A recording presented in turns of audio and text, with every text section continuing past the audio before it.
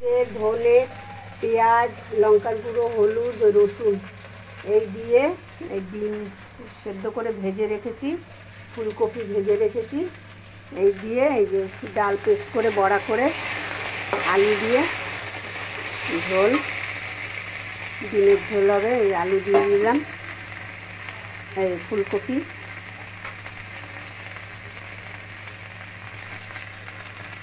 এই কাঁচা পাকা টমেটো দিয়ে দিলাম, একটু টক টক হবে, কাঁচা লঙ্কা দিয়ে করেছি। এবার একটু কালার দিয়ে দেবো, কালার দিয়ে দিলাম, অল্প করে হলুদ দিয়ে দিলাম,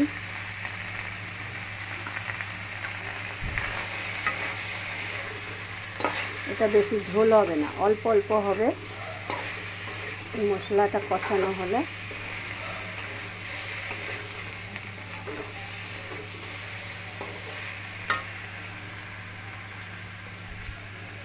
এই অল্প পরিমাণে জল দিয়ে দিলাম।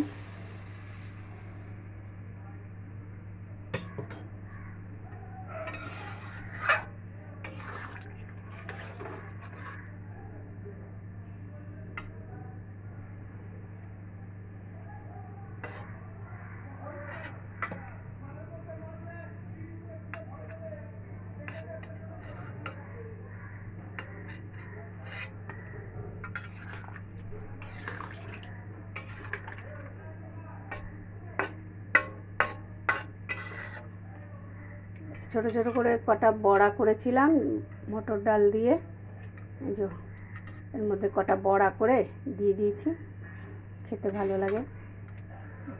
এই যে বড়া করেছিলাম আলু দিয়ে, ফুলকপি দিয়ে, ফুলকপি ভেজে,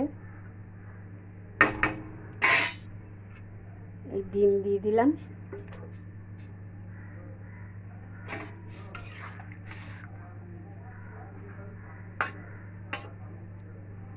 এই আলু ভেজে রেখেছিলাম, এই আলু সব সিদ্ধ হয়ে গেছে। এরকম একটু ফুটবে, নামিয়ে নেব।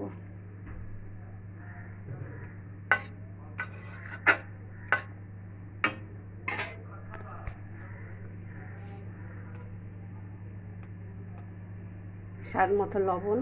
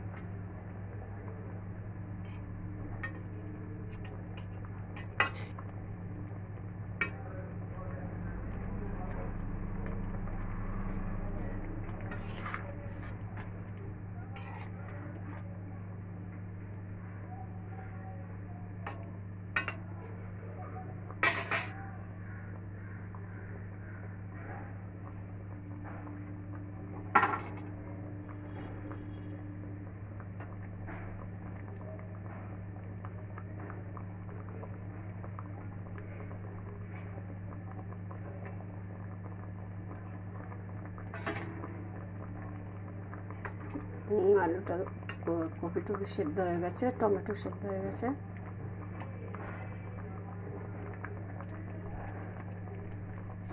এরকম অল্প ঝোল করে কাঁচা টমেটো পাকা টমেটো দুটো রকম দিয়ে জিরে আদা পেঁয়াজ রসুন সব দিয়ে ছোটো ছোটো করে মটর ডালের বড়া করে ডিম দিয়ে এরকম ফুলকপি দিয়ে ঝোল করে দেখবেন। ফুলকপি এরকম লাল করে ভেজে নেবেন। এই যে দেখুন, এই যে এরকমভাবে ভেজে নিয়েছিলাম, এরকম ভেজে লাল করে ভেজে কাঁচা লঙ্কা দিয়ে করবেন।